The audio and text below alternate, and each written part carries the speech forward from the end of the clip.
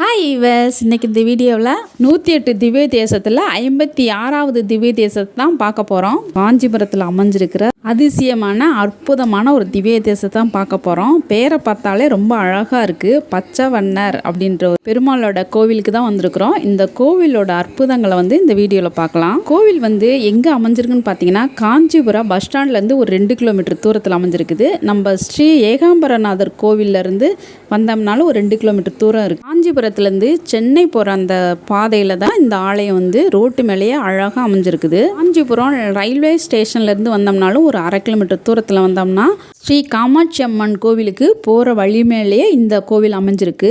இப்போ நம்ம பச்சைவண்ணர் அப்படின்ற பெயர் காரணம் எதனால் வந்தது அப்படின்றதையும் பார்க்கலாம். கோவிலோட மூலவர் ஸ்ரீ பச்சைவண்ணர். மரகத பச்சை நிறத்தில் பெருமாளோட திருமேனி அமைஞ்சிருக்கனால பச்சைவண்ணர் அப்படின்ற ஒரு பெயர் காரணம் வந்திருக்கு. அது மட்டும் இல்லாமல் இந்த திருத்தல் அமைஞ்சிருக்கிற இந்த இடத்துக்கு முன்னாடி பழங்காலத்தில் திருவட்டாறு அப்படின்ற ஒரு பெயராலே வழங்கப்பட்டிருக்கு. அதுக்கப்புறம் யாதவர்கள் அதிகமாக இந்த இடத்துல வசித்ததுனால யாதவ குப்பம் அப்படின்ற ஒரு பெயரும் முன்னாடி காலத்தில் இருந்திருக்கு. இப்போ அதெல்லாம் மருவி கோனேரி குப்பம் அப்படின்ற ஒரு பெயரால் அழைக்கப்படுறாங்க. இந்த பகுதியில் பசுக்கள் நிறையா இருந்ததுனால யாதவர்களும் இந்த சைடில் வாழ்ந்து வந்திருக்கிறாங்க. அப்போ மாரிசி அப்படின்ற ஒரு மகரிஷி இந்த பகுதியில் வாழ்ந்துட்டு வந்திருக்காரு. இந்த மகரிஷி தினமும் மகாவிஷ்ணுவோட புகழை மட்டுமே பாடிக்கொண்டு அவரை மட்டுமே மனதால் நினைத்து துதித்து கொண்டிருக்கிறார். அவர் பக்தியை நினைச்சு மகிழ்ச்சி அடைந்த மகாவிஷ்ணு ராம அவதாரத்தை திருத்தலத்தில்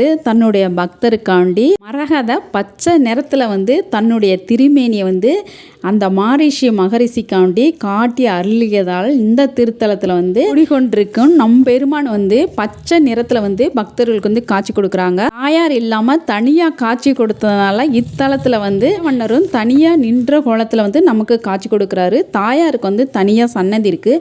மரகதவள்ளி தாயாராக சீதா தேவி நமக்கு இங்கே அருள் பாலிக்கிறாங்க.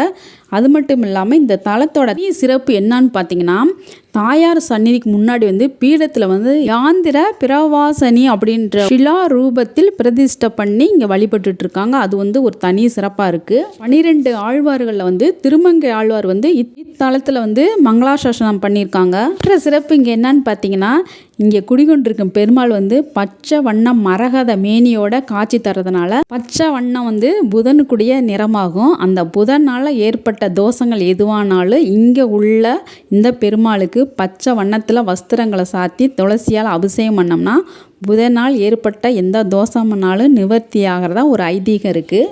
கோவிலில் இருக்க மூலவரை பார்த்தீங்கன்னா அப்படியே மரகத பச்சை கலரில் நின்ற திருக்கோலத்தில் அழகாக காட்சி கொடுக்குறாரு. பார்க்குறதுக்கு ரொம்ப அழகாக இருந்தாங்க.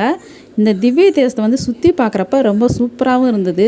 தாயார் சன்னதி இருக்குது. அவங்கள வணங்கிட்டு அப்படியே சுற்றி வந்தோம்னா ஆதிசேஷனுக்கு தனியாக மரத்துக்கடியில் ரொம்ப அழகாக இருக்கார். அங்கே விளக்கு போட்டு வேண்டுதல் எதாவது வச்சுக்கிட்டோம்னா கண்டிப்பாக நிறைவேறுது அப்படின்ற ஒரு ஐதீகத்தில் பக்தர்கள் விளக்கு ஏற்றிட்டு இருக்காங்க. கோவிலில் நட திறக்கும் நேரம்னு பார்த்தீங்கன்னா காலை 7 மணிலேருந்து மதியம் 11:30 மணி வரலும் தான். மாலை 5 மணி to 8 மணி வரலும் நட திறந்திருக்கும். முன்னாடி பார்த்தீங்கன்னா சிறிய கோயிலாக தான் இருக்கும். உள்ளே போனீங்கன்னா கொடிமரம், பழிபீடம், தாயாருக்கு தனியாக சன்னதி இப்படின்னு சொல்லிட்டு ரொம்ப அழகாக இருக்குது பார்க்குறதுக்கு.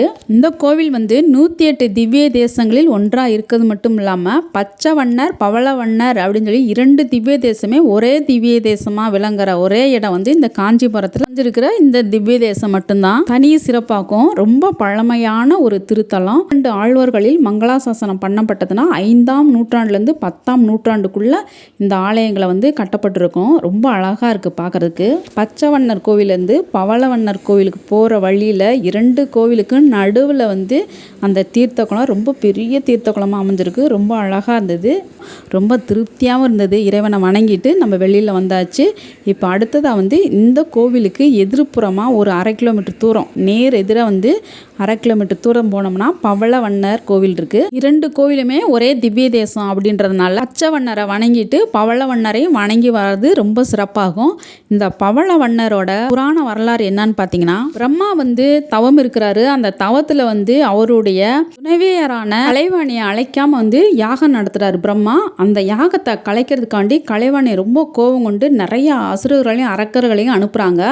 அதை கண்டதுமே பிரம்மா போய் விஷ்ணு பகவான்கிட்ட போய் முறையிடுறாரு. இந்திய செய்தியை கேட்டோடனே விஷ்ணு பகவான் ரொம்ப கோவப்பட்டு ஏற்பட்டு அவர் முகம் வந்து அப்படியே பவள கலரில் வந்து செவந்ததுனால இங்கே இருக்கிற விஷ்ணு பகவானுக்கு பவளவண்ணர் அப்படின்ற ஒரு பெயர் காரணமாக இருந்ததுன்னு சொல்லி புராண கதைகள் வந்து சொல்லப்படுது. காஞ்சிபுரத்தில் நிறைய திவ்ய தேசங்கள் இருக்குது. அதில் இந்த 2 திவ்ய தேசங்களும் ஒன்றா வந்து மிக சிறப்பான ஒரு திவ்ய தேசமாக அமைஞ்சிருக்கு. இந்த வீடியோ பிடிச்சிருந்துச்சுன்னா வீடியோக்கு வந்து ஒரு லைக் பண்ணிவிட்டு மற்றவங்களும் ஷேர் பண்ணி விடுங்க. அடுத்த ஒரு சூப்பரான வீடியோவில் பார்க்கலாம். பாய் பாய்.